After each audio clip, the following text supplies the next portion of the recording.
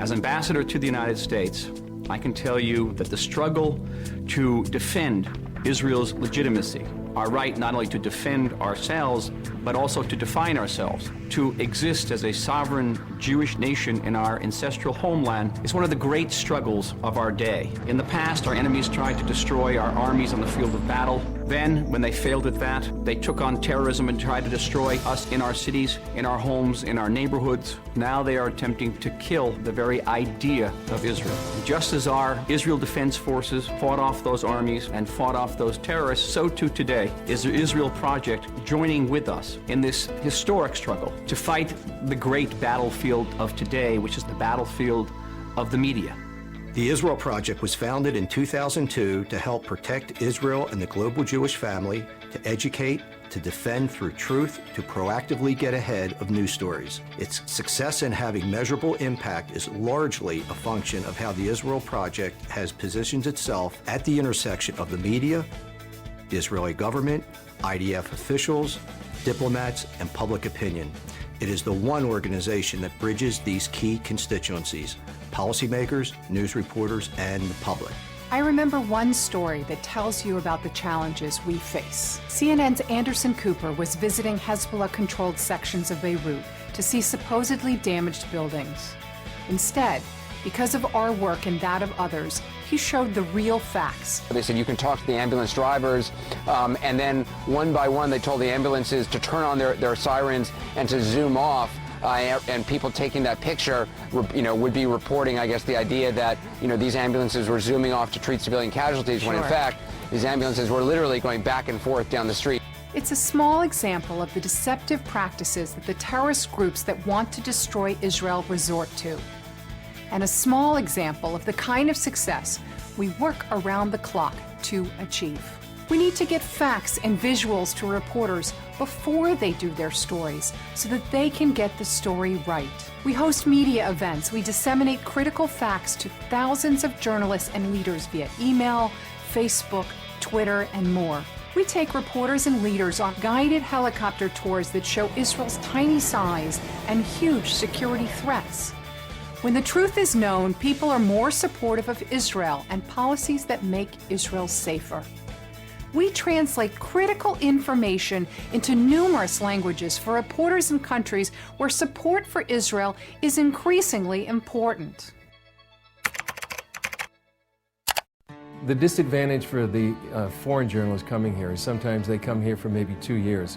I think sometimes it takes you 2 years just to get oriented to the whole situation. If you're coming in and don't know the backgrounds of the situation, it can be a difficult story to report on. So I think that's why the Israel Project can be invaluable to journalists that are coming in here, maybe from another assignment, who have never had a background in what's happening in the Middle East or Israel. There's so much news happening in the world today, and so much of it is breaking news that unfortunately one doesn't really have the time or the resources to invest in finding the right people to interview for a story, or in putting the right amount of time into a story and asking the right questions. And that is where the Israel Project has played such a critical role in helping all of us here at Russia Today, particularly myself as the Middle East Bureau Chief. I find that very often when I phone them, they're available 24/7. I can ask for suggestions on particular people to interview on a certain topic, and within an hour, they'll get back to me with names and phone numbers.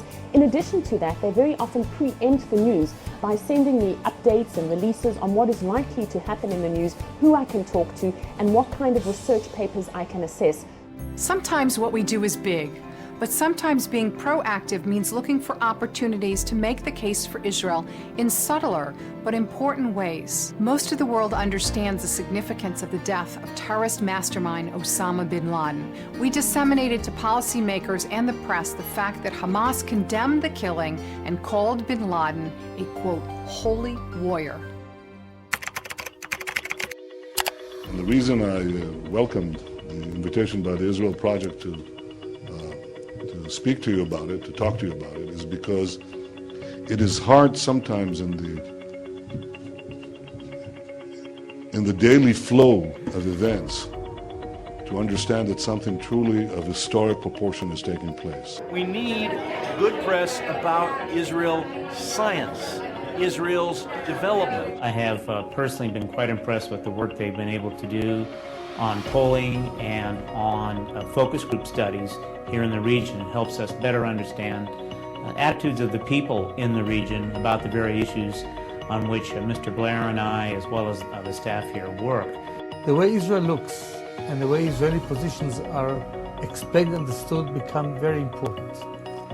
In that respect, Israel Project does a great job. I think it's certainly very important to get accurate and timely information, as I do on a regular basis in my own office, to make sure that you can sway public opinion in a positive manner by just dealing with the facts. We need to bridge the gap between Israel, our values, what Israel means to us, and the image of Israel all over the world.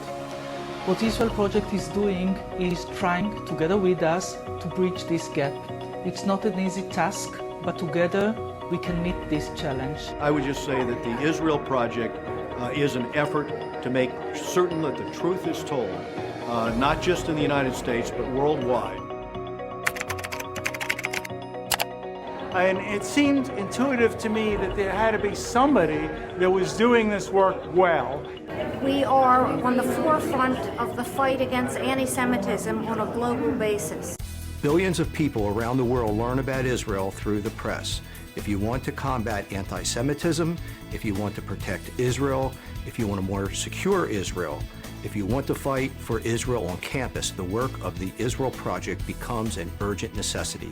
The Israel Project has done an extraordinary job in standing with us and in combating this attempt to misrepresent Israel, to present a grossly and flagrantly inaccurate picture of events in our region. We will win this battle. We will overcome this challenge as we have overcome all of our challenges in the previous rounds of attempts to destroy us as a nation, as a people, and as an ideal. For that, once again, I express my profound gratitude and respect for the Israel Project.